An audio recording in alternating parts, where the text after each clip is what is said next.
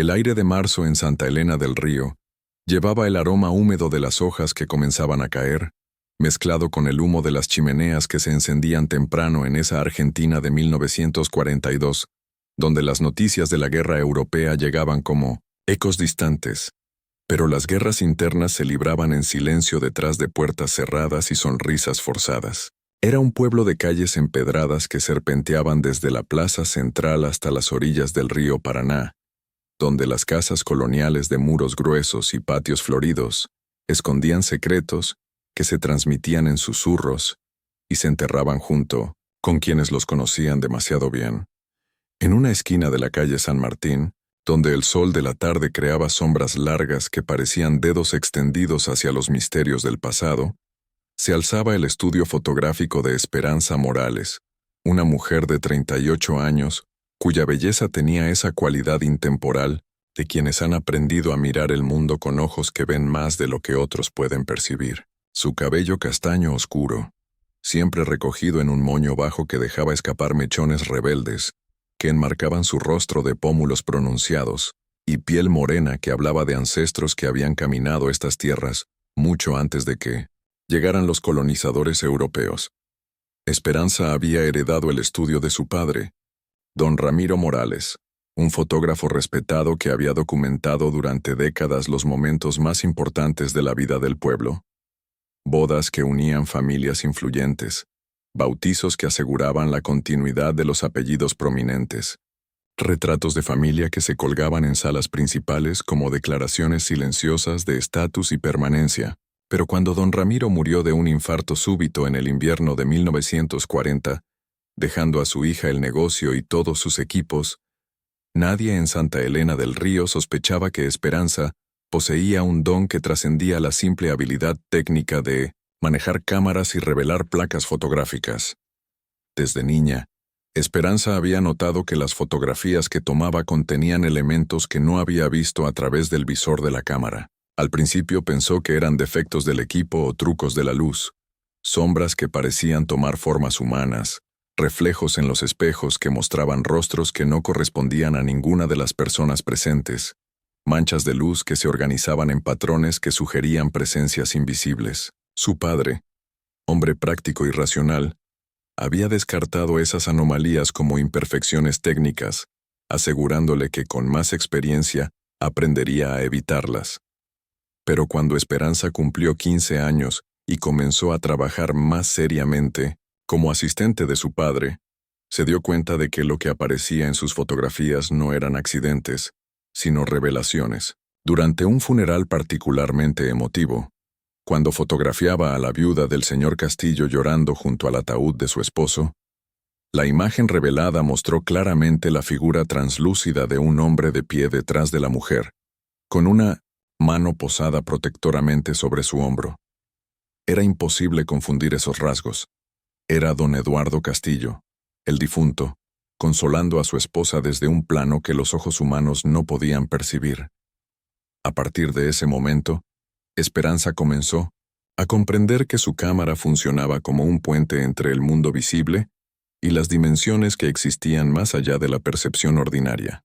No se trataba de fantasmas en el sentido tradicional de la palabra, sino de presencias, ecos emocionales, memorias impresas en el ambiente, ecos de almas que tenían asuntos pendientes o mensajes importantes que transmitir a los vivos. Durante años había guardado este secreto con el mismo cuidado con que un sacerdote protege las confesiones de sus feligreses. Cuando los clientes venían a recoger sus fotografías, ella simplemente entregaba las imágenes sin mencionar las presencias adicionales que había capturado. Si alguna vez alguien notaba algo extraño en una foto, ella lo atribuía a defectos del revelado o a juegos de luz y sombra. Pero en privado, había comenzado a llevar un archivo secreto de todas esas fotografías anómalas, estudiándolas como quien estudia un texto sagrado en busca de significados ocultos. Su estudio ocupaba la planta baja de una casa colonial que había pertenecido a su familia durante 3 generaciones. Las paredes estaban decoradas con fotografías que mostraban la evolución del pueblo durante las últimas décadas. retratos de familias que habían prosperado y decaído, imágenes de construcciones que ya no existían, rostros de personas que habían marcado la historia local de maneras grandes y pequeñas, pero la habitación más importante era el cuarto oscuro, un espacio sin ventanas en la parte trasera de la casa donde Esperanza pasaba horas revelando placas fotográficas bajo la luz roja de las lámparas especiales. Era en ese cuarto oscuro donde ocurrían los momentos más extraordinarios de su trabajo. Mientras las imágenes aparecían gradualmente en los químicos del revelador, Esperanza podía ver cómo las presencias se materializaban en las fotografías, como si estuvieran emergiendo de un sueño hacia la realidad. A veces eran figuras completas, otras veces solo fragmentos. Una mano que se extendía desde el vacío, un rostro que se asomaba desde detrás de una cortina invisible, ojos que miraban directamente hacia la cámara desde un plano que ningún ser vivo había ocupado durante la toma. Pero lo más perturbador de todo era que en los últimos meses, las presencias que aparecían en sus fotografías habían comenzado a cambiar de naturaleza. Ya no eran solo ecos pacíficos de seres queridos que habían partido, sino figuras angustiadas, rostros marcados por expresiones de terror, manos que parecían pedir ayuda desesperadamente. Y lo más inquietante de todo, en fotografías completamente diferentes, tomadas en lugares y momentos distintos, comenzaron a aparecer repetidamente las mismas tres figuras pequeñas, dos niños y una niña, de edades que parecían oscilar entre los 8 y los 12 años, que miraban hacia la cámara con una intensidad que trascendía la muerte misma. Esperanza había comenzado a documentar sistemáticamente estas apariciones, creando un archivo secreto que guardaba en un cofre de madera que había pertenecido a su abuela. Cada fotografía estaba cuidadosamente fechada y acompañada de notas detalladas sobre las circunstancias en que había sido tomada. Había intentado investigar discretamente si esos tres niños correspondían a alguna tragedia reciente en el pueblo, pero sus pesquisas no habían arrojado resultados concluyentes. Santa Elena del Río era un lugar donde las tragedias se ocultaban, detrás de fachadas respetables, donde las familias influyentes tenían suficiente poder para asegurar que ciertos eventos nunca llegaran a ser del conocimiento público. Esperanza sabía que había secretos enterrados en las fundaciones mismas del pueblo, pero como mujer soltera, que dependía de la clientela local para su supervivencia, había aprendido a mantener la boca cerrada y los ojos oficialmente ciegos ante las irregularidades que percibía. Sin embargo, había algo en la persistencia de esas tres figuras infantiles que le provocaba una inquietud que crecía día a día. No eran presencias pacíficas como las otras que había documentado a lo largo de los años.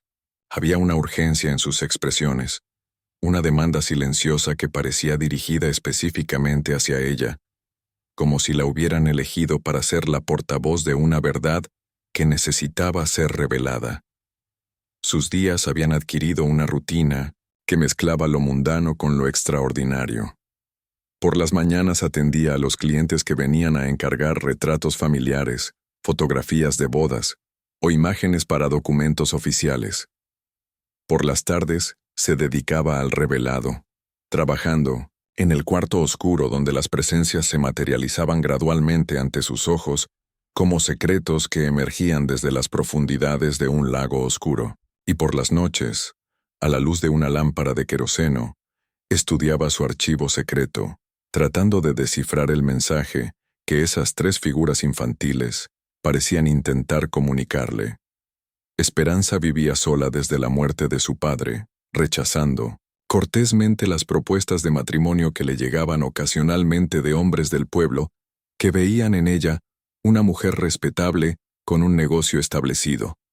Pero la verdad era que su don la había vuelto demasiado consciente de las complejidades emocionales que las personas llevaban ocultas. En sus fotografías había visto las traiciones antes de que se consumaran, los resentimientos que corroían matrimonios aparentemente felices, los miedos que deformaban las relaciones familiares.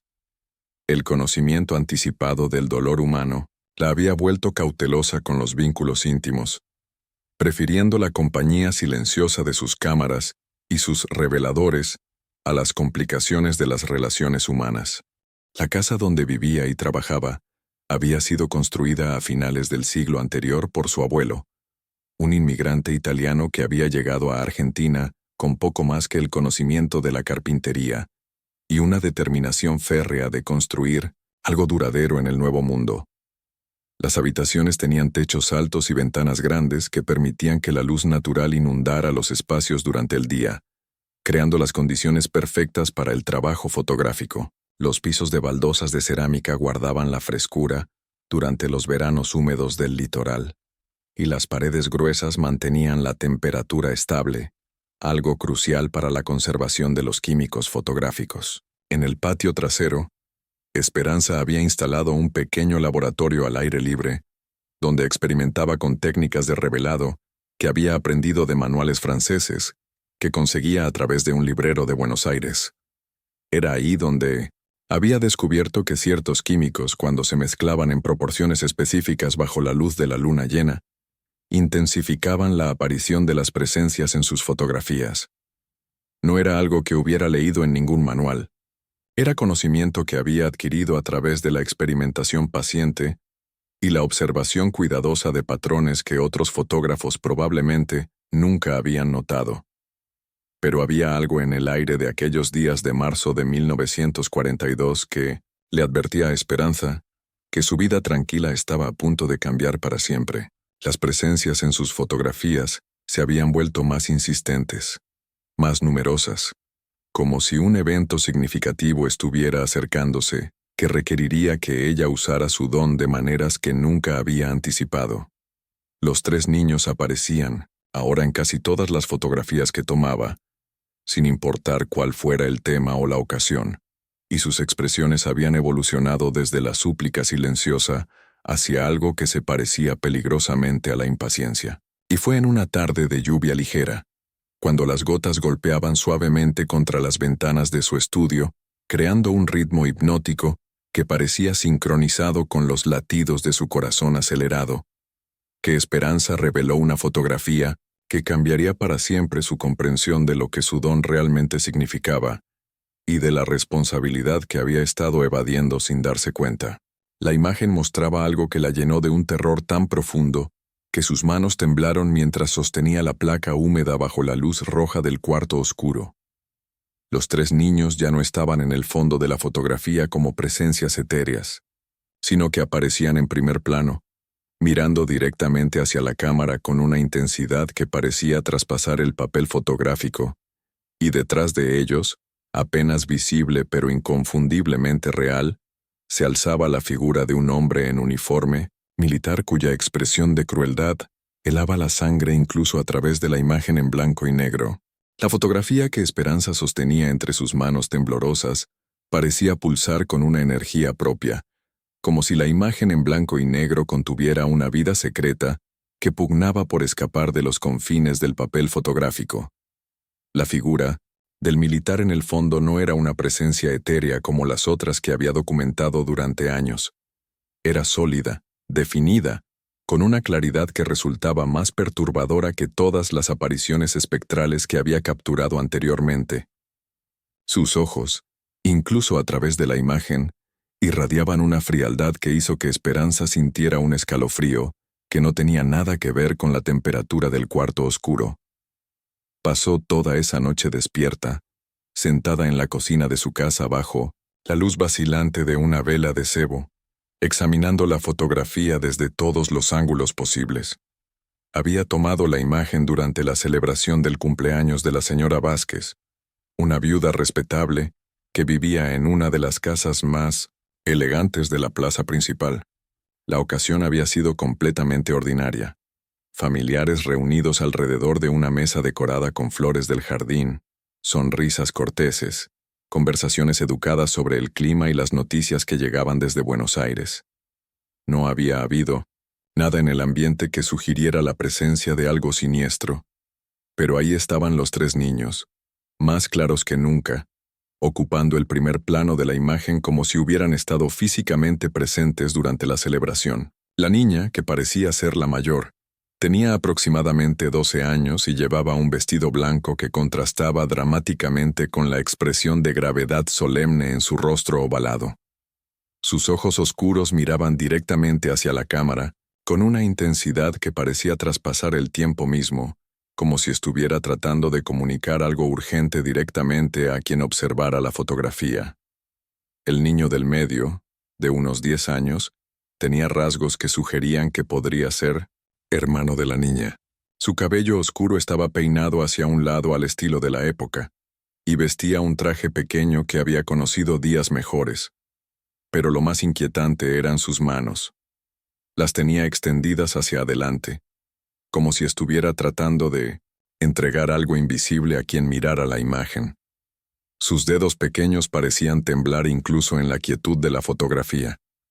La más pequeña, que no podía tener más de 8 años, se aferraba al vestido de la niña mayor con una expresión de terror que resultaba desgarradora en alguien tan joven. Sus mejillas redondas estaban marcadas por lo que parecían lágrimas, y su boca pequeña estaba abierta como si hubiera estado gritando en el momento en que la imagen fue capturada.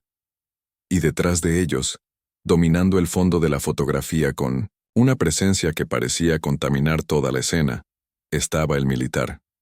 Esperanza podía distinguir claramente las insignias en su uniforme que lo identificaban como un coronel del ejército argentino. Su rostro era el de un hombre de unos 50 años, con bigote recortado y una expresión de crueldad calculada que hacía que el estómago de Esperanza se contrajera con náuseas.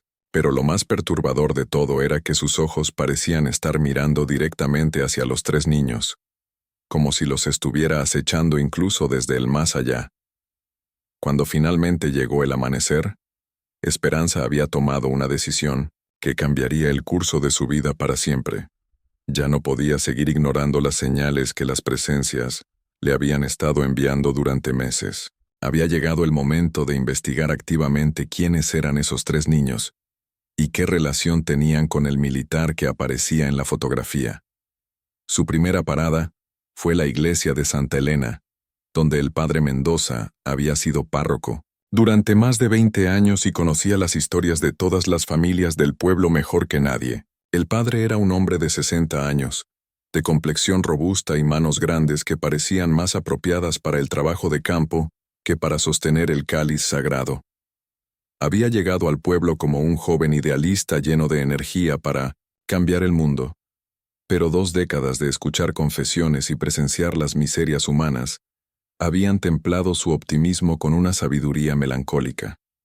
Esperanza encontró al padre Mendoza en la sacristía, organizando los ornamentos litúrgicos para la misa matutina.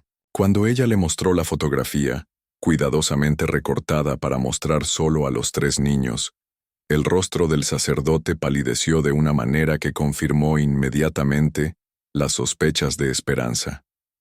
«Dios mío», murmuró el padre, tomando la imagen con manos que temblaron ligeramente. «¿Dónde conseguiste esta fotografía?» «La tomé yo misma, padre», respondió Esperanza, decidiendo que había llegado el momento de confiar en alguien. «Estos niños han estado apareciendo en mis fotografías durante meses, pero no sé quiénes son». El padre Mendoza se sentó pesadamente en una silla de madera tallada, sin apartar los ojos de la imagen. «Son los hermanos Herrera», dijo finalmente, y su voz sonó como si viniera desde el fondo de un pozo muy profundo. «Magdalena, Carlos y pequeña Lucía desaparecieron hace casi 2 años». Esperanza sintió como si el aire hubiera sido expulsado de sus pulmones. «¿Desaparecieron? ¿Qué quiere decir?» El padre miró hacia la puerta de la sacristía, como si quisiera asegurarse de que nadie podía escucharlos. Su padre era maestro en la escuela del pueblo. Un hombre bueno, muy educado, que había estudiado en Buenos Aires antes de venir aquí, pero comenzó a hacer preguntas incómodas sobre ciertos arreglos financieros en la administración municipal. También escribía artículos para el periódico local, criticando las políticas del gobierno nacional.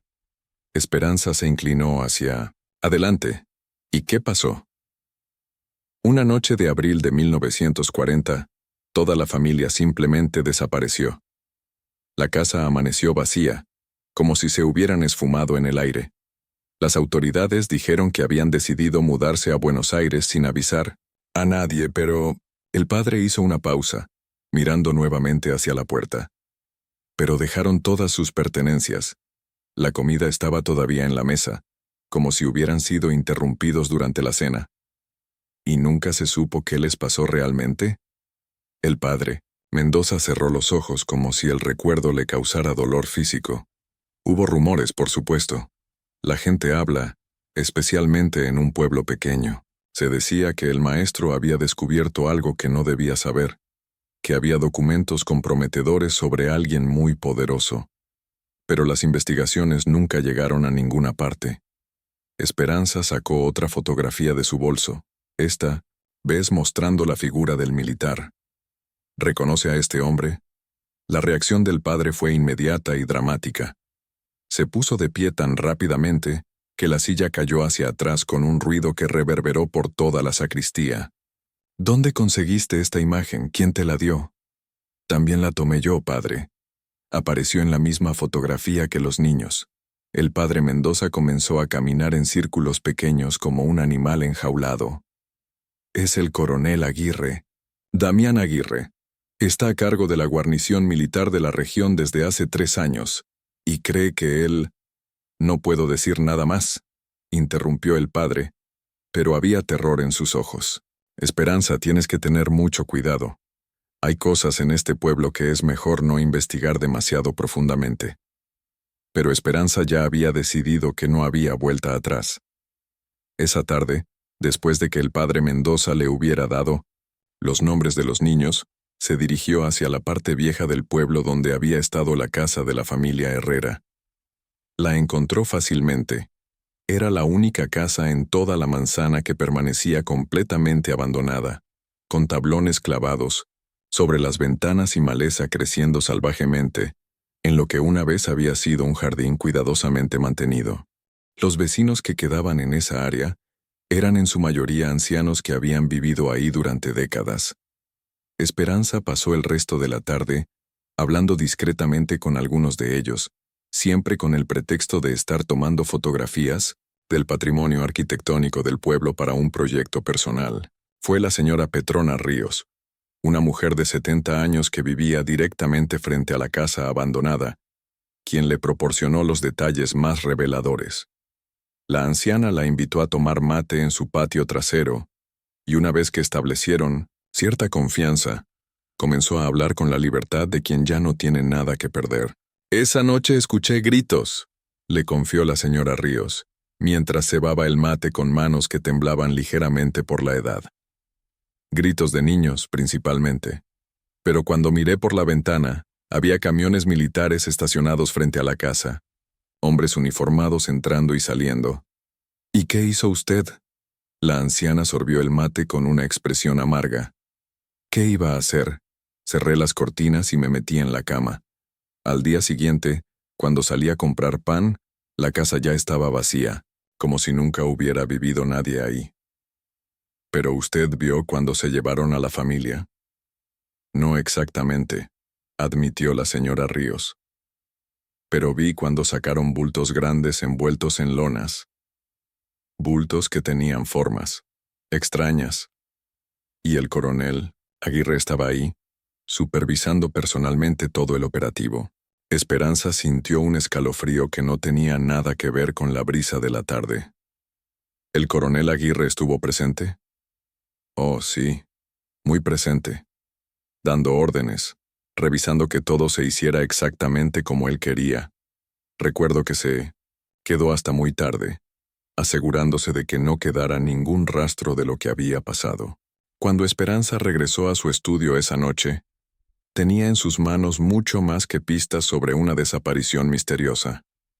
Tenía la certeza absoluta de que había sido testigo, a través de su don fotográfico, de la evidencia de un asesinato múltiple que había sido encubierto meticulosamente por autoridades militares. Los 3 niños no estaban simplemente apareciendo en sus fotografías. Estaban pidiendo justicia, exigiendo que alguien finalmente revelara la verdad sobre lo que les había sucedido a ellos y a sus padres. Pero había algo más en las fotografías, que había tomado durante los últimos meses, algo que se había hecho evidente solo después de conocer la identidad de los niños. Cuando extendió todas las imágenes sobre la mesa de su estudio y las examinó cronológicamente, pudo ver un patrón que la llenó de horror.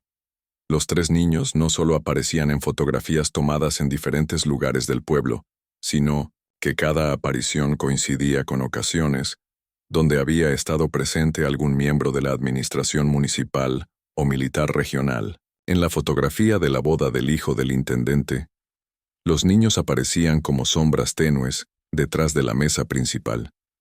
En el retrato familiar del secretario municipal, estaban reflejados vagamente en el espejo del fondo.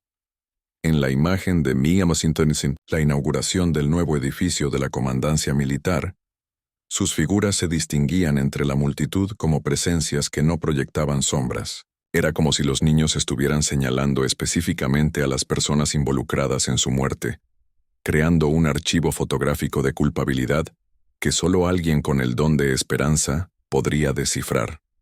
Y el patrón más perturbador de todos era que en cada una de esas fotografías, el coronel Aguirre aparecía también, a veces claramente visible en primer plano, otras como una presencia amenazante en los márgenes de la imagen. Esperanza se quedó despierta hasta muy tarde esa noche, organizando las fotografías en secuencias que revelaban conexiones que no había percibido anteriormente. Lo que estaba viendo no era simplemente la documentación accidental de un crimen, era la revelación sistemática de una red de complicidad que involucraba a funcionarios de todos los niveles del gobierno local. Y cuando finalmente se quedó dormida sobre su mesa de trabajo, rodeada de evidencia fotográfica que podría cambiar el destino de Santa Elena del Río para siempre, tuvo un sueño donde los 3 niños caminaban hacia ella a través de un cuarto oscuro infinito, llevando en sus manos pequeñas placas fotográficas que brillaban con una luz propia, como si contuvieran fragmentos capturados de la verdad misma. Al despertar, supo con certeza absoluta que su vida tranquila como fotógrafa discreta había terminado para siempre, y que había llegado el momento de decidir si estaba dispuesta a usar su don para hacer justicia, sin importar las consecuencias que esa decisión pudiera traer para su propia supervivencia. El amanecer del día siguiente trajo consigo una inquietud que Esperanza pudo sentir en el aire antes incluso de abrir los ojos. Era como si el pueblo entero hubiera percibido que algo fundamental había cambiado durante la noche, que algún equilibrio delicado había sido perturbado, y que las consecuencias de esa perturbación estaban a punto de manifestarse de maneras impredecibles. Cuando finalmente se levantó de la mesa donde se había quedado dormida, rodeada de fotografías que documentaban años de crímenes encubiertos, sus huesos crujieron con una rigidez que no tenía nada que ver con la posición incómoda en la que había pasado la noche. Sus primeros clientes del día llegaron temprano, la familia Sánchez, que había encargado un retrato formal para enviar a familiares en España. Eran personas respetables, de clase media, que no tenían conexión alguna con los círculos de poder del pueblo. Mientras preparaba su equipo y ajustaba la iluminación en el estudio, Esperanza trató de comportarse con normalidad, pero podía sentir que una parte fundamental de su ser había cambiado para siempre durante esas horas de revelaciones nocturnas. Cuando tomó la fotografía de la familia Sánchez, lo que vio a través del visor de la cámara la dejó sin aliento. Los 3 niños Herrera estaban ahí nuevamente, pero esta vez no como presencias etéreas en el fondo de la imagen. Estaban de pie directamente detrás de la familia posando, con una claridad tan nítida que parecían tan reales como las personas vivas que estaba fotografiando. Magdalena, la mayor, tenía una expresión de urgencia desesperada y señalaba directamente hacia la ventana que daba a la calle principal. Carlos mantenía sus manos extendidas, pero ahora Esperanza pudo ver claramente lo que había estado tratando de entregar. Era una fotografía, una imagen pequeña que no pudo distinguir con detalle, pero que obviamente contenía información crucial. Y la pequeña Lucía ya no lloraba. Su rostro mostraba una determinación feroz que resultaba impactante en alguien tan joven. Esperanza completó la sesión con los Sánchez manteniendo un control férreo sobre sus emociones, pero tan pronto como la familia se marchó, Corrió hacia la ventana para mirar hacia la calle en la dirección que Magdalena había estado señalando. Lo que vio la llenó de un terror que le heló la sangre en las venas. El coronel Aguirre estaba de pie al otro lado de la plaza, apoyado contra la pared de la oficina postal, mirando directamente hacia su estudio. No fingía estar haciendo otra cosa. No pretendía que su presencia fuera casual. Simplemente la observaba con la paciencia de un depredador que ha localizado a su presa y está calculando el momento exacto para atacar. Durante las siguientes 3 horas, el coronel no se movió de su posición. Esperanza lo observaba intermitentemente desde detrás de las cortinas de su estudio, y cada vez que miraba, él seguía ahí, inmóvil como una estatua siniestra, enviando un mensaje silencioso pero inequívoco. Sabía que ella había estado haciendo preguntas, y no estaba contento con el rumbo que habían tomado sus investigaciones. A media mañana, la señora Vázquez, la misma mujer cuyo cumpleaños había fotografiado 2 días antes, llegó al estudio para recoger las imágenes de su celebración. Era una mujer elegante de unos 60 años, viuda de un comerciante próspero, que siempre había tratado a Esperanza con cortesía distante pero respetuosa. Sin embargo, había algo diferente en su manera de comportarse ese día, una tensión en sus movimientos que sugería que no había venido solo a recoger fotografías. «Esperanza, querida», dijo la señora Vázquez con una sonrisa que no llegaba a sus ojos. «Tengo entendido que has estado haciendo algunas preguntas interesantes sobre familias que vivían en el pueblo hace algunos años». Esperanza sintió como si una garra fría le apretara el estómago. «Solo estaba investigando un poco de historia local, señora Vázquez, para un proyecto personal». «Ah, qué interesante». La mujer se acercó a examinar algunas de las fotografías que colgaban de las paredes del estudio. «Sabes, mi difunto esposo siempre decía que la curiosidad excesiva puede ser peligrosa, especialmente para una mujer joven que vive sola». El mensaje estaba claro como el cristal, pero Esperanza decidió fingir que no lo había entendido. «¿Las fotografías de su cumpleaños quedaron bien? ¿Le gustaría verlas?»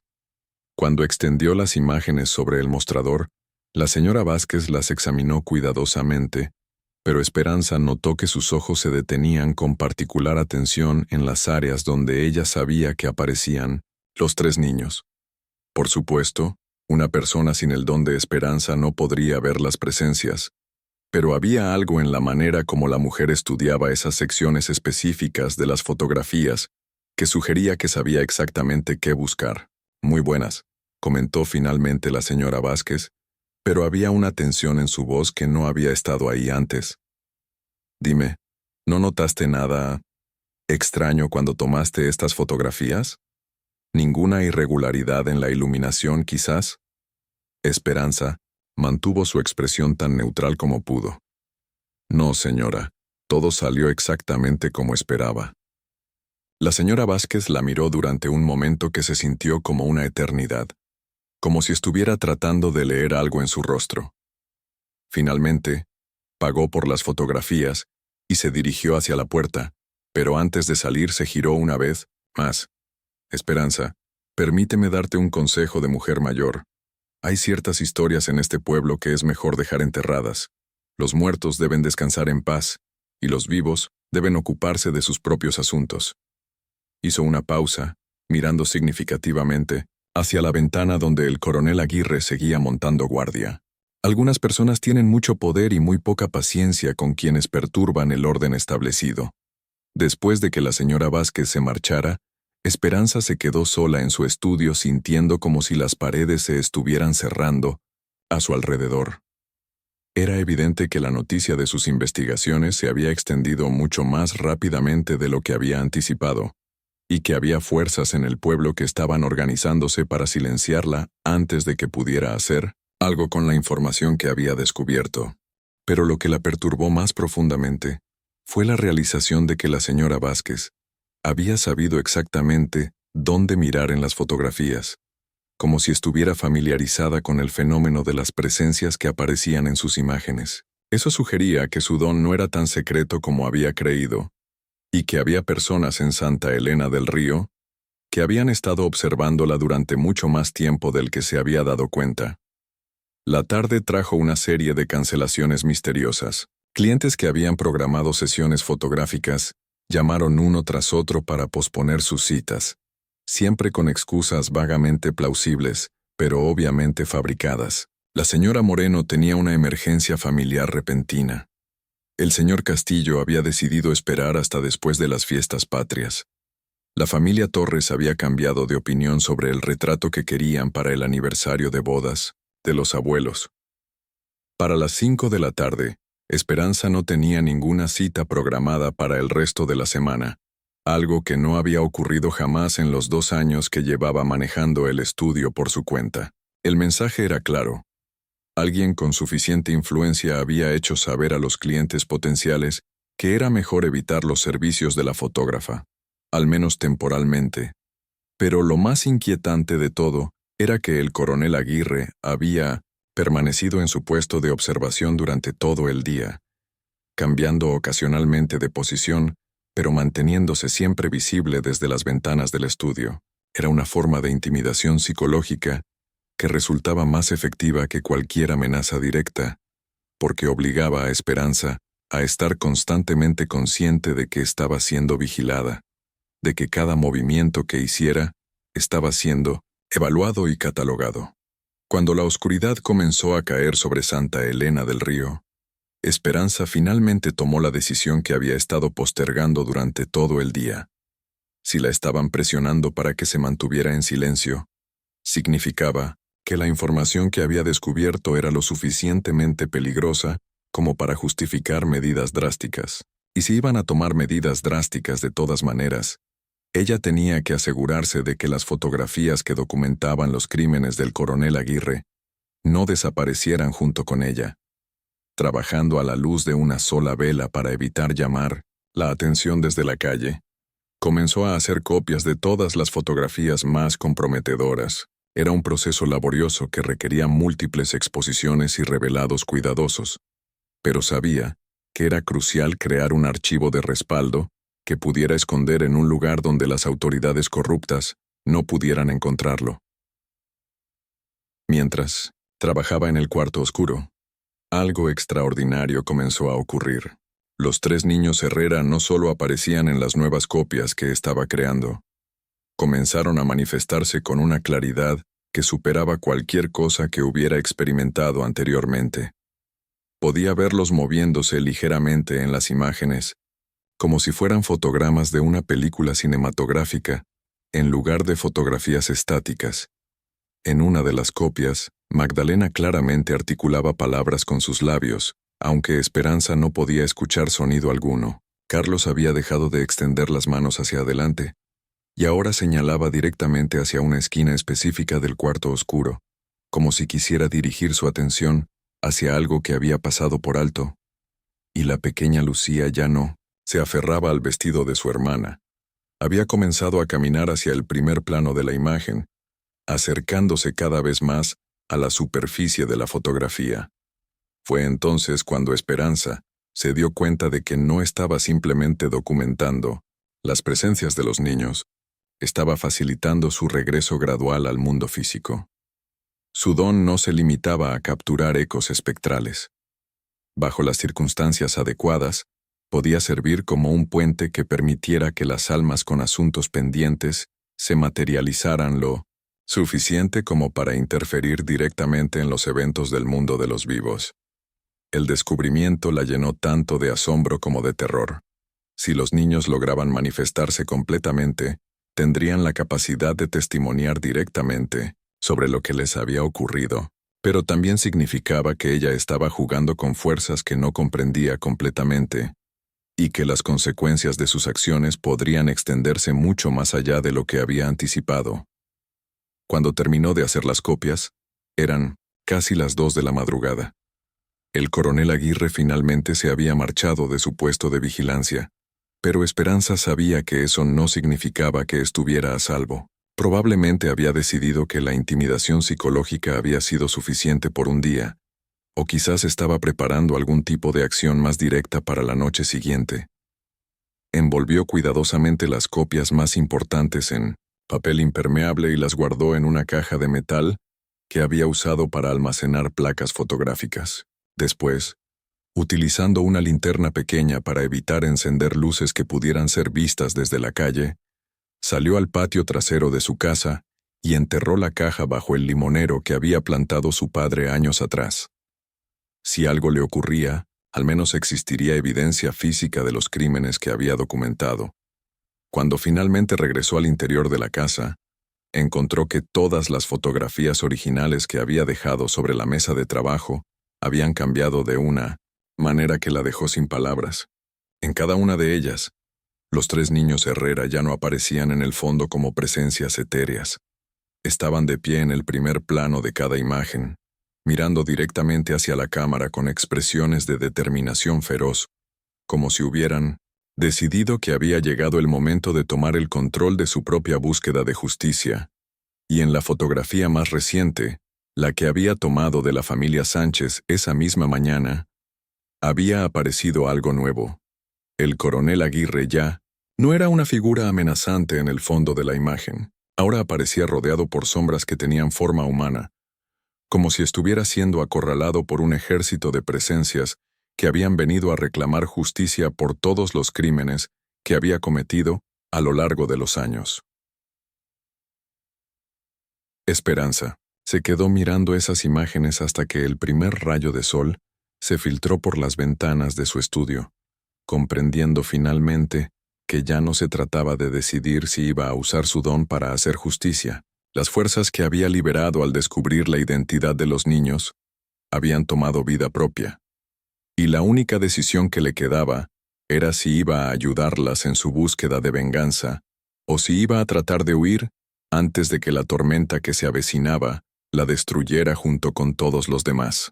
La madrugada que siguió a esa noche de revelaciones fotográficas trajo consigo un fenómeno que Esperanza jamás había experimentado en todos sus años trabajando con presencias espectrales. Cuando despertó en el sillón de su estudio, donde se había quedado dormida observando las fotografías que cambiaban ante sus ojos, encontró que las imágenes ya no estaban simplemente modificándose, estaban comunicándose directamente con ella a través de métodos que trascendían todo lo que había creído posible sobre su don. En la fotografía de la familia Sánchez, que había servido como catalizador para los eventos de las últimas 24 horas, apareció algo que la dejó sin aliento. Carlos, el niño de 10 años, ya no sostenía una fotografía pequeña en sus manos extendidas. Ahora la imagen que llevaba era claramente visible y reconocible. Era una copia de una página de periódico, con titulares que Esperanza pudo leer con perfecta claridad.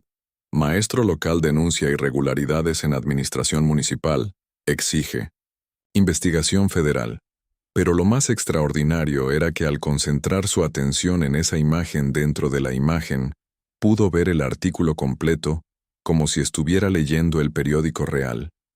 El texto revelaba que Roberto Herrera, el padre de los 3 niños, no había sido simplemente un maestro que hacía preguntas incómodas. Había estado conduciendo una investigación detallada sobre un esquema de corrupción que involucraba la malversación de fondos federales destinados a la educación rural, el robo sistemático de tierras pertenecientes a familias indígenas, y lo más grave de todo, el asesinato de testigos potenciales que habían amenazado con exponer el esquema. El artículo, fechado una semana antes de la desaparición de la familia Herrera, mencionaba específicamente que Roberto había recopilado documentos que probaban la participación del coronel Aguirre en una red de extorsión que se extendía por toda la provincia. Según el texto que se materializaba mágicamente en la fotografía, el maestro había estado planeando entregar su evidencia a periodistas de Buenos Aires y a investigadores federales que estaban preparando un caso contra la administración militar regional. Pero había algo más en ese artículo que hizo que el corazón de Esperanza se acelerara con una mezcla de terror y comprensión súbita.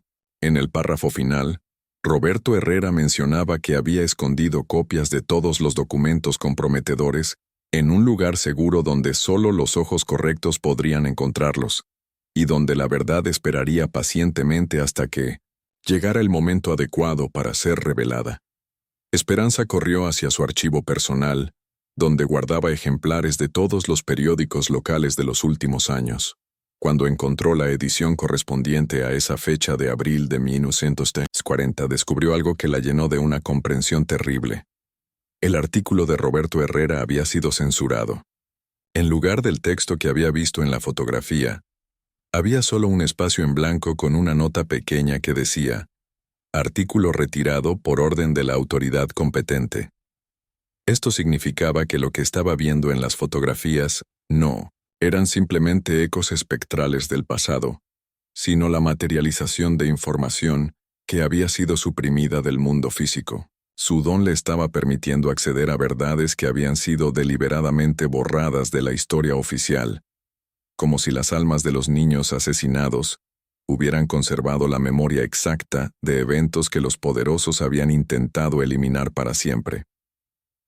Durante las siguientes horas, mientras examinaba meticulosamente cada fotografía que había tomado durante los últimos meses, Esperanza comenzó a descubrir un archivo completo de información suprimida que se revelaba gradualmente a través de las presencias que aparecían en sus imágenes.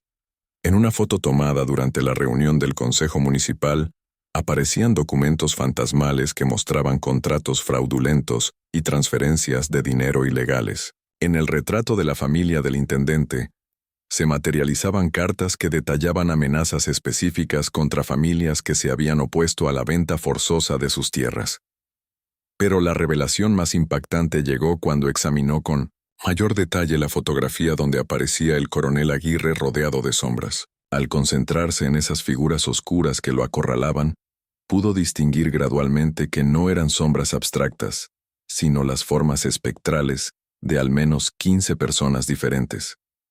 Hombres, mujeres, incluso algunos niños, todos con expresiones de ira implacable dirigida hacia el militar que había sido responsable de sus muertes. Una de esas figuras era particularmente clara. Un hombre de unos 40 años, con rasgos que recordaban fuertemente a los de los 3 niños Herrera. Roberto Herrera, el maestro asesinado, se había unido a sus hijos en la búsqueda de justicia y había traído consigo a todas las otras víctimas del coronel Aguirre a lo largo de los años. Esperanza se dio cuenta de que estaba presenciando algo más que una investigación paranormal. Estaba siendo testigo del despertar de una fuerza de venganza colectiva que había estado acumulándose durante años, esperando el momento adecuado y la persona adecuada para manifestarse en el mundo físico, y por razones que no comprendía completamente, ella había sido elegida como el instrumento a través del cual esa venganza finalmente se haría realidad. Pero había algo más que necesitaba entender, algo que seguía perturbándola sobre las circunstancias específicas de cómo había desarrollado su don y por qué había sido ella la elegida para esta tarea. La respuesta llegó cuando decidió fotografiar el cuarto oscuro mismo, usando una exposición larga y los químicos especiales que había estado experimentando bajo la luz de la luna llena. La imagen que resultó de esa fotografía la dejó completamente sin palabras. En las paredes del cuarto oscuro, como si hubieran sido escritas con luz invisible, aparecían palabras en una caligrafía que reconoció inmediatamente. Era la letra de su padre, don Ramiro Morales. El mensaje que se materializaba gradualmente en la fotografía revelaba una verdad que había estado oculta durante toda su vida. Mi querida Esperanza, decía el texto fantasmal, si estás leyendo esto, significa que el don que heredaste de nuestra familia finalmente ha encontrado su propósito verdadero. No fuiste elegida por casualidad para documentar estas injusticias. Nuestro linaje ha sido guardián de verdades ocultas durante generaciones, y yo te entrené desde niña para este momento específico, aunque no sabía exactamente cuándo llegaría. El mensaje continuaba revelando que don Ramiro había sido mucho más que un simple fotógrafo. Había sido parte de una red secreta de documentalistas que habían estado registrando crímenes políticos a lo largo de toda Argentina durante décadas, usando métodos tanto convencionales como sobrenaturales para preservar evidencia que de otra manera habría sido destruida por las autoridades corruptas. El coronel Aguirre no es solo un criminal local, continuaba el texto de su padre. Es parte de una red nacional de militares que han estado eliminando sistemáticamente a cualquiera que amenace sus operaciones. Roberto Herrera no fue su primera víctima, y no habría sido la última si tú no hubieras desarrollado la capacidad de darles voz a los muertos. Pero la revelación más extraordinaria llegó en el párrafo final del mensaje. Los documentos que Roberto escondió antes de morir están aquí, en esta casa, en el lugar donde solo los ojos correctos podrían encontrarlos. Busca detrás del espejo de la habitación principal. Él sabía que alguien con nuestro don eventualmente vendría a buscarlos, y confió en que sabríamos qué hacer con esa información cuando llegara el momento adecuado. Esperanza corrió hacia la habitación principal de la casa, donde había un espejo antiguo de marco dorado que había pertenecido a su abuela. Cuando lo movió cuidadosamente, encontró un hueco en la pared que había sido sellado con yeso y pintado para que fuera invisible a simple vista. Dentro del hueco había una caja de metal similar a la que ella había usado para enterrar las copias de sus fotografías, pero esta contenía algo mucho más valioso que imágenes. Contenía documentos originales, contratos firmados, correspondencia oficial y fotografías convencionales que documentaban reuniones secretas y transferencias de dinero ilegal. Era el archivo completo que Roberto Herrera había compilado antes de su muerte, la evidencia física que podría no solo exponer los crímenes del coronel Aguirre, sino desmantelar toda la red de corrupción que se extendía por la provincia y más allá. Había nombres, fechas, cantidades específicas de dinero, y lo más importante de todo, un mapa detallado de todas las ubicaciones donde habían sido enterradas las víctimas de la red criminal. Mientras examinaba esos documentos a la luz del amanecer que se filtraba por las ventanas de su habitación, Esperanza finalmente comprendió la magnitud completa de lo que había estado ocurriendo en Santa Elena del Río durante años. No se trataba solo de un militar corrupto que había asesinado a una familia inconveniente. Se trataba de un sistema completo de opresión que había estado funcionando con impunidad absoluta, eliminando a cualquiera que representara una amenaza para sus operaciones. Pero también comprendió que ya no estaba sola en esta lucha. Los espíritus de todas las víctimas del coronel Aguirre se habían materializado a través de su don, y estaban listos para testificar, de maneras tanto sobrenaturales como físicas, sobre los crímenes que habían sufrido. La evidencia documental que Roberto había preservado proporcionaría la base legal para la acusación, mientras que las fotografías espectrales de Esperanza ofrecerían una forma de testimonio que ningún tribunal había escuchado jamás. Cuando miró hacia la ventana de su habitación, vio algo que confirmó que las fuerzas que había liberado estaban listas para la confrontación final. En la plaza principal donde el coronel Aguirre había montado guardia el día anterior, ahora se podían distinguir las figuras translúcidas de todos los espíritus que habían aparecido en sus fotografías. No eran visibles para los ojos ordinarios, pero a través de la ventana de su habitación, Esperanza podía verlos claramente. Un ejército silencioso de víctimas que habían venido a reclamar justicia después de años de esperar en las sombras. El momento de la revelación final había llegado y Esperanza sabía que ya no había vuelta atrás. Tenía en sus manos tanto la evidencia física como el poder sobrenatural necesarios para exponer décadas de crímenes. Pero también sabía que el coronel Aguirre y sus cómplices no permitirían que esa exposición ocurriera sin luchar con todos los recursos a su disposición. La batalla final por la verdad estaba a punto de comenzar, y el campo de batalla sería Santa Elena del Río mismo. El momento que cambiaría para siempre el destino de Santa Elena del Río llegó exactamente al mediodía del día siguiente, cuando el sol de marzo se alzaba despiadadamente sobre la plaza principal y las sombras se reducían a pequeños charcos, oscuros bajo los pies de quienes se atrevían a caminar por las calles. Esperanza había pasado la madrugada organizando meticulosamente toda la evidencia que ahora poseía. Los documentos físicos de Roberto Herrera, dispuestos cronológicamente sobre su mesa de trabajo, las fotografías espectrales que mostraban los espíritus de las víctimas organizadas según la fecha de sus asesinatos, y su cámara preparada con una placa especial que había tratado con los químicos más potentes que poseía. Sabía que el coronel Aguirre vendría por ella ese día. Era inevitable.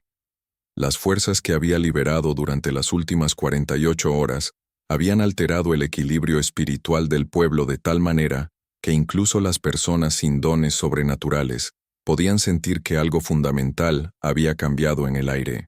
Los perros habían estado aullando durante toda la noche. Los caballos se negaban a acercarse a la plaza principal, y hasta los niños más pequeños del pueblo habían estado teniendo pesadillas con figuras que caminaban por las calles después del anochecer. Pero Esperanza ya no estaba sola, y ya no tenía miedo.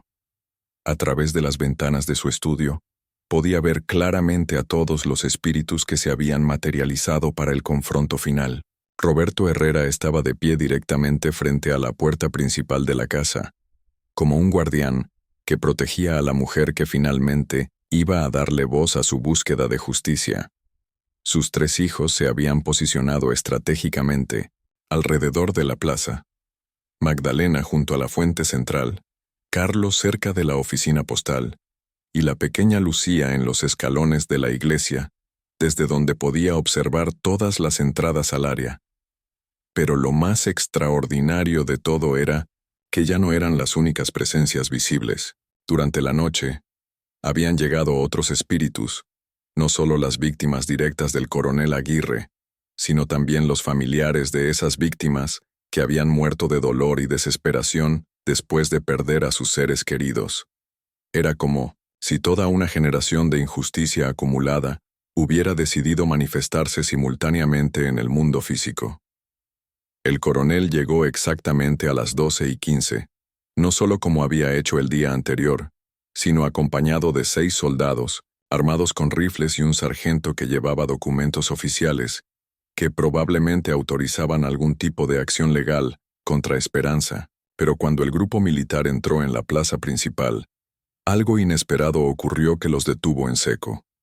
Todos los caballos se encabritaron simultáneamente, relinchando con terror y negándose absolutamente a avanzar un paso más hacia el centro del pueblo. Los soldados intentaron forzar a los animales a continuar, pero fue inútil. Los caballos podían percibir las presencias espectrales que llenaban la plaza, y su instinto primitivo les advertía que se encontraban en medio de algo que trascendía el mundo natural. Después de varios minutos de forcejeo, el coronel Aguirre tuvo que ordenar a sus hombres que continuaran a pie, dejando a los caballos atados en la periferia de la plaza, bajo la custodia de 2 soldados que se quedaron atrás, obviamente aliviados de no tener que participar en lo que fuera que su comandante tenía planeado.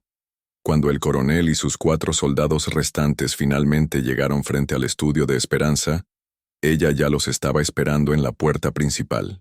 Había vestido el mismo traje negro que usaba para los funerales más solemnes, como si estuviera preparándose para oficiar la ceremonia final de todas las víctimas que habían estado esperando justicia durante años. En sus manos, llevaba la caja de metal que contenía los documentos de Roberto Herrera, y alrededor de su cuello colgaba la cámara fotográfica que había sido su herramienta de revelación durante toda esta experiencia extraordinaria. «Señorita Morales», dijo el coronel Aguirre con una voz que intentaba sonar oficial, pero que no podía ocultar completamente la tensión que lo dominaba. «He venido a arrestarla por posesión de documentos robados y por difundir información falsa que perjudica la seguridad nacional». Esperanza lo miró directamente a los ojos, y por primera vez en su vida, no sintió ni un atisbo de miedo ante la presencia de un hombre poderoso que tenía la capacidad de destruirla. «¿Y qué documentos serían esos, coronel? ¿Se refiere a estos?» Levantó la caja de metal y la abrió, mostrando los papeles que Roberto Herrera había preservado con su vida. El efecto en el coronel fue inmediato y dramático. Su rostro se puso pálido como la cal, y por un momento pareció que iba a desmayarse. Era evidente que reconocía exactamente lo que estaba viendo, y que sabía que esos documentos contenían información suficiente para destruir no solo su carrera, sino también enviar a docenas de personas a la cárcel durante el resto de sus vidas. «Esos documentos son propiedad del Estado», balbuceó tratando de recuperar su compostura. Y usted no tiene autorización para poseerlos. Estos documentos, respondió Esperanza con una calma que sorprendió incluso a ella misma, son la evidencia de los asesinatos que usted ha cometido durante años. Y las personas que murieron para proteger esta información han venido a asegurarse de que finalmente sea revelada. Fue entonces cuando levantó su cámara y tomó una fotografía del coronel y sus soldados parados frente a su estudio.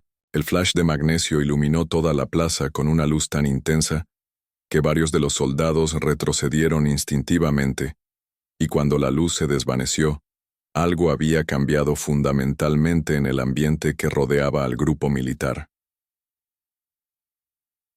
Los espíritus que habían estado invisibles para los ojos ordinarios, de repente se volvieron perceptibles para todos los presentes, no completamente visibles pero sí lo suficientemente manifiestos como para que incluso los soldados más escépticos pudieran sentir la presencia de algo sobrenatural que los rodeaba.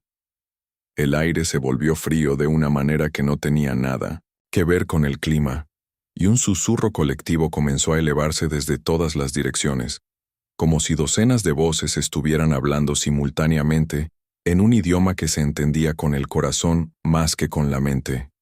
¿Qué está pasando? ¿Aquí?, murmuró uno de los soldados, mirando nerviosamente a su alrededor mientras su rifle temblaba en sus manos. Esperanza sonrió, y en esa sonrisa había algo que recordaba a las expresiones que había visto en los rostros de los espíritus que buscaban justicia. Lo que está pasando es que los muertos han decidido testificar.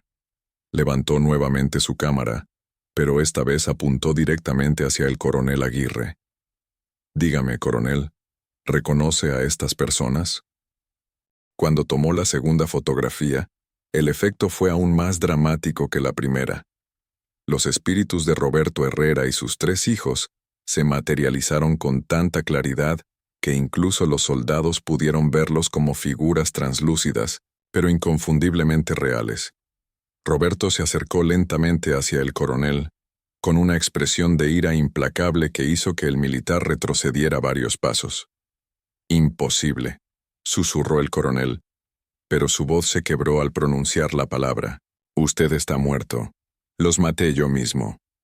La confesión involuntaria resonó por toda la plaza como un trueno. Los soldados se miraron entre sí con expresiones de horror creciente, comenzando a comprender que habían estado sirviendo a un asesino y que probablemente habían participado sin saberlo en crímenes que superaban cualquier cosa que hubieran imaginado. Pero Roberto Herrera no estaba solo. Con cada fotografía que Esperanza tomaba, más espíritus se materializaban alrededor del coronel. Las otras familias que había asesinado, los testigos que había eliminado, los críticos políticos, que habían desaparecido misteriosamente durante su administración. En cuestión de minutos el coronel Aguirre se encontró rodeado por un círculo de víctimas que lo miraban con una sed de venganza que había estado acumulándose durante años. «Esto es brujería», gritó el coronel, sacando su pistola y apuntándola hacia Esperanza. «Arresta a esta mujer inmediatamente». Pero cuando se giró hacia sus soldados para dar la orden, descubrió que ya no estaba al mando de la situación.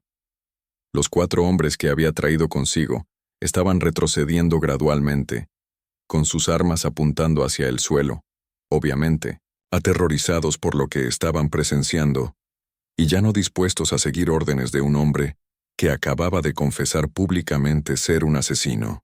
«No puedo hacer esto», murmuró el sargento que había estado con él durante años. «He seguido sus órdenes sin hacer preguntas, pero si todo esto es verdad, todo esto es una ilusión», rugió el coronel, pero había desesperación en su voz. «Trucos fotográficos, efectos especiales, nada de esto es real». Esperanza tomó una fotografía más, esta vez con una exposición más larga que había aprendido a usar, para capturar múltiples presencias simultáneamente. Cuando el flash se desvaneció, la plaza entera se había transformado en algo que parecía un tribunal sobrenatural. Los espíritus ya no eran figuras aisladas, formaban una multitud que llenaba cada espacio disponible, todos mirando hacia el coronel Aguirre con expresiones de juicio final. Y entre todos esos espíritus, destacaba la figura de un hombre que Esperanza reconoció inmediatamente por las fotografías que había visto en los archivos del pueblo. Era don Eduardo Morales, su propio abuelo, el fotógrafo que había fundado el estudio y que había sido el primero en desarrollar las técnicas especiales que permitían capturar presencias espectrales.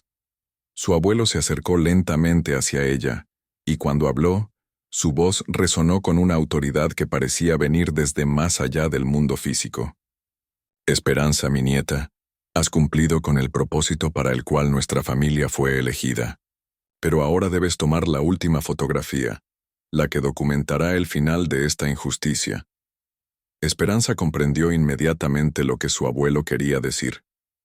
Levantó su cámara una vez más, pero esta vez la apuntó no hacia el coronel, sino hacia toda la escena. El militar acorralado por sus víctimas, los soldados que habían comenzado a alejarse de su comandante, los documentos esparcidos por el suelo donde había caído la caja de metal, y la multitud de espíritus que había venido a presenciar el momento final de su venganza colectiva. Cuando tomó esa fotografía final, algo extraordinario ocurrió. En lugar del flash brillante que había acompañado a las otras imágenes, esta vez la luz pareció emerger de los propios espíritus, creando una iluminación sobrenatural que transformó toda la plaza en una escena que parecía suspendida entre el mundo de los vivos y el reino de los muertos. Y en el centro de esa luz, el coronel Damián Aguirre comenzó a desmoronarse. No físicamente, sino espiritualmente. Esperanza pudo ver a través del visor de su cámara cómo todas las almas que había destruido durante años comenzaban a reclamar pedazos de la suya, llevándose consigo fragmentos de su esencia, hasta que ya no quedó nada más que un hombre, vacío, privado de todo el poder y la autoridad que había usado para sembrar terror durante décadas.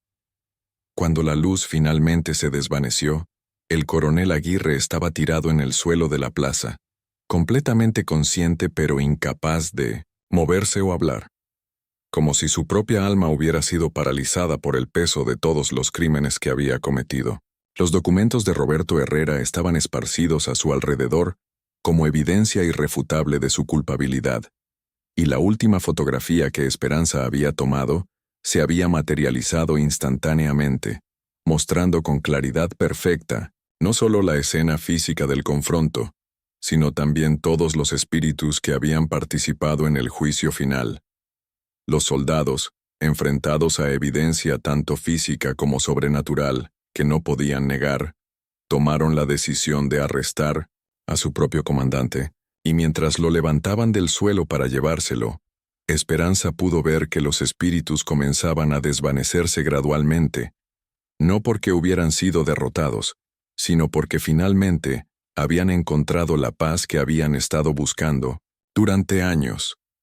La justicia había sido servida, tanto en el mundo de los vivos como en el reino de los muertos, y Santa Elena del Río finalmente podía comenzar a sanar de décadas de terror y corrupción.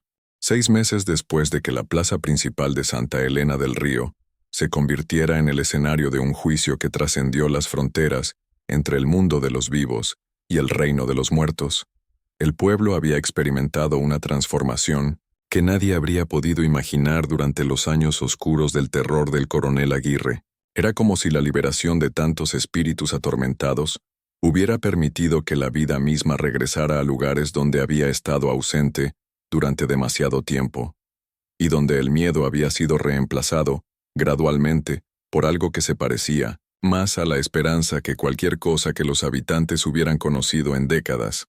El estudio fotográfico de Esperanza se había convertido en algo mucho más significativo que un simple negocio comercial. Había evolucionado hacia una especie de centro de peregrinación, donde familias de toda la provincia venían a buscar respuestas sobre seres queridos que habían desaparecido misteriosamente durante los años de la dictadura militar regional.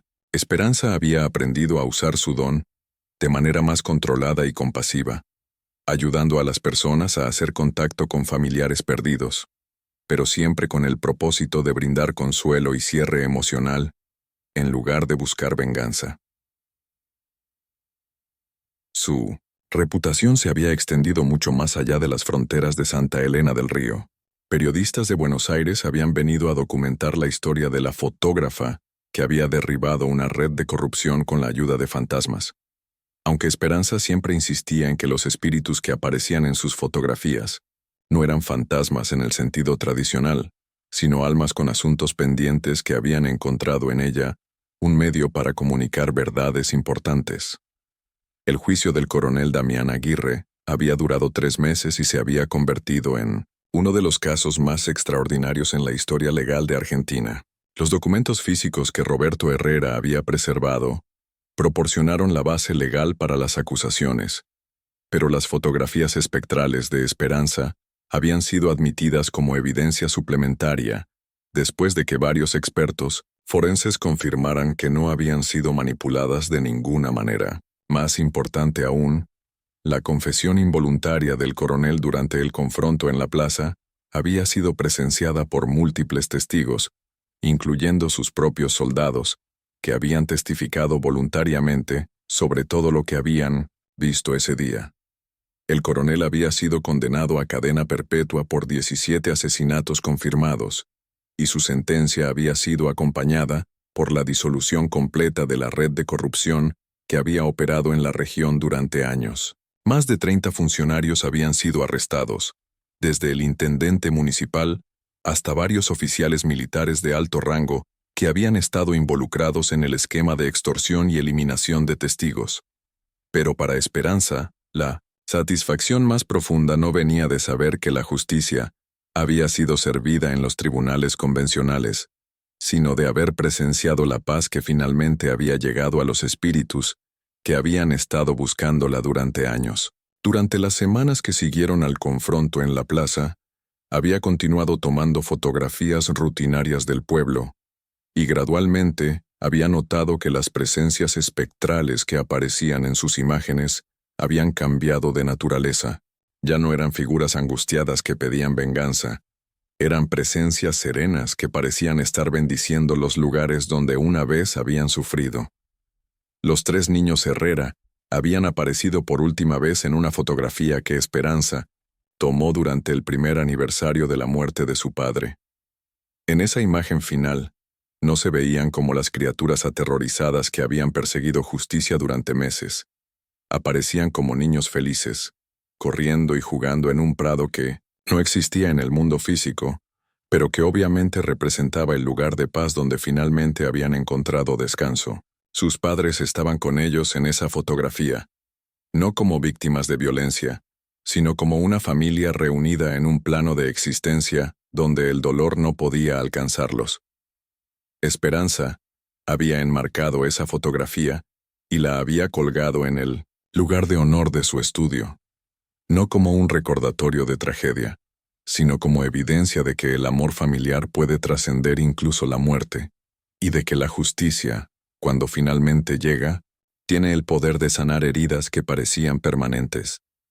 Su don había evolucionado durante esos meses de una manera que jamás había anticipado. Ya no se limitaba a capturar presencias espectrales. Ahora también podía fotografiar esperanzas, sueños, y los vínculos emocionales invisibles que conectaban a las personas con sus seres queridos. Familias venían a pedirle que tomara retratos que revelaran la fuerza del amor que los unía, y esas fotografías mostraban halos de luz dorada alrededor de padres e hijos, hilos luminosos que conectaban corazones, y expresiones de afecto que trascendían lo que los ojos ordinarios podían percibir. Había comenzado también a enseñar su técnica especial a otros fotógrafos que mostraban sensibilidad hacia los fenómenos paranormales. No todos podían desarrollar el mismo nivel de habilidad que ella había alcanzado, pero varios habían logrado capturar presencias ocasionales en sus propias imágenes.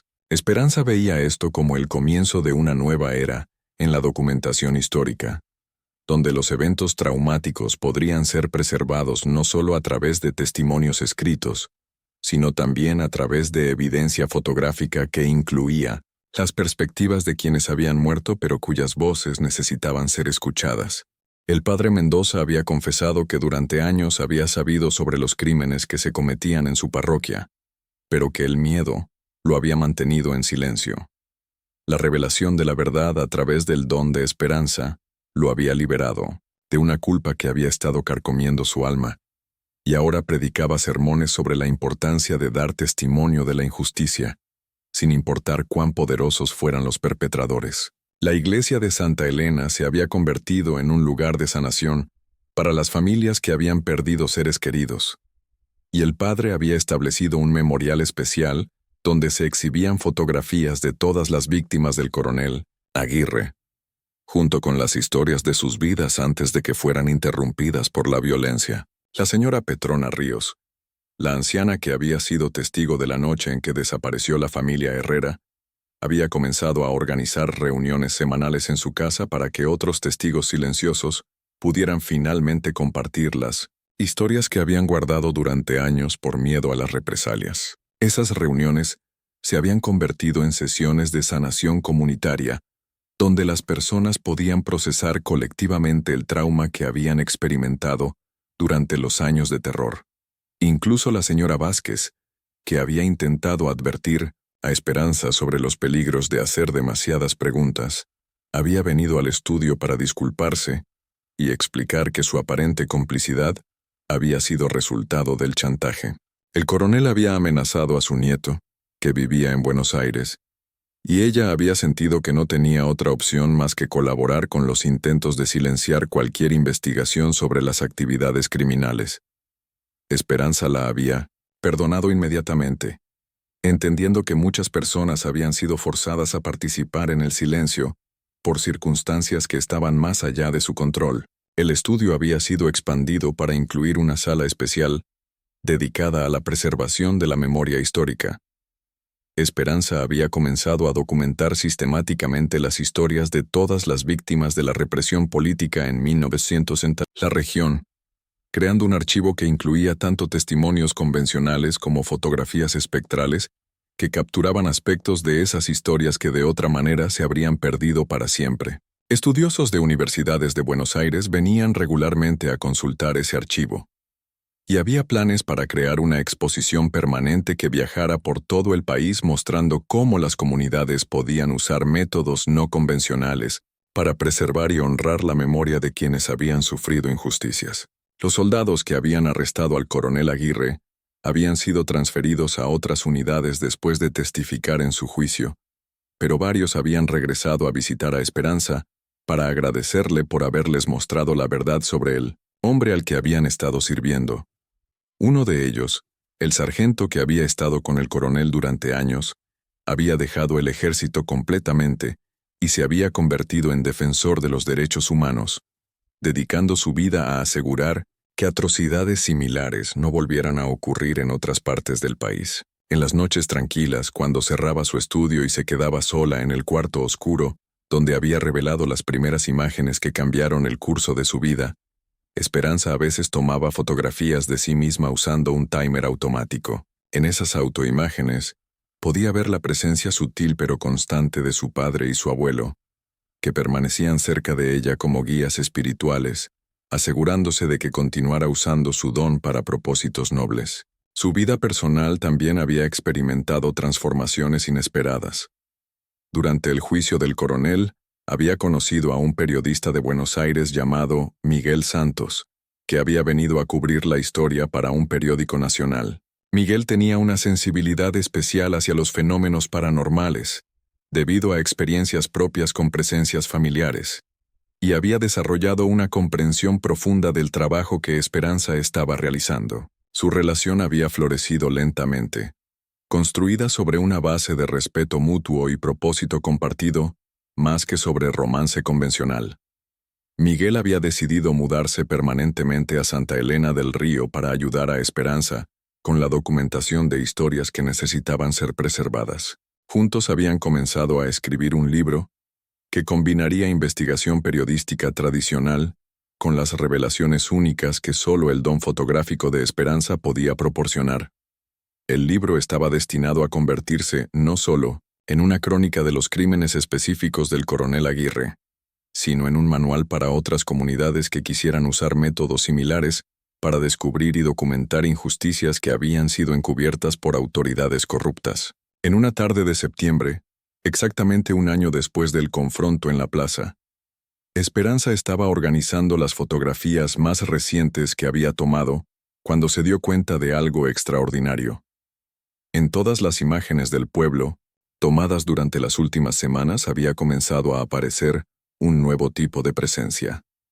No espíritus de víctimas buscando justicia, sino figuras luminosas que parecían ser guardianes protectores, asegurándose de que Santa Elena del 1900 Río nunca volviera a convertirse en un lugar donde la injusticia pudiera florecer en secreto. Entre esas figuras protectoras, reconoció claramente a Roberto Herrera y a sus 3 hijos, pero ya no como almas atormentadas buscando venganza. Habían evolucionado hacia convertirse en guardianes espirituales del pueblo, protegiendo a futuras generaciones de sufrir el mismo tipo de trauma que ellos habían experimentado. Cuando Miguel llegó esa tarde para trabajar juntos en el capítulo final de su libro, Esperanza le mostró esas fotografías más recientes. Mientras las examinaban juntos bajo la luz dorada del atardecer que se filtraba por las ventanas del estudio, ambos comprendieron que habían sido testigos de algo que trascendía cualquier historia individual de justicia restaurada. Habían presenciado la transformación completa de una comunidad que había aprendido que la verdad, sin importar cuán dolorosa o difícil de aceptar, siempre era preferible a las mentiras que envenenan el alma colectiva. Y habían visto cómo el amor, la memoria y la determinación de honrar a quienes habían sido injustamente silenciados podían crear un legado que protegería a futuras generaciones de repetir los errores del pasado. Mientras el sol se ponía sobre Santa Elena del Río, pintando el cielo con los mismos tonos dorados que aparecían en las fotografías más hermosas de Esperanza, ella tomó una última imagen del día. Miguel y ella trabajando juntos en su mesa, rodeados por todas las fotografías que documentaban el viaje desde la injusticia hacia la sanación. Y en esa imagen final, aparecieron no solo como 2 personas enamoradas construyendo una vida juntos, sino como guardianes de una memoria colectiva que aseguraría que las voces de los inocentes nunca volvieran a ser silenciadas.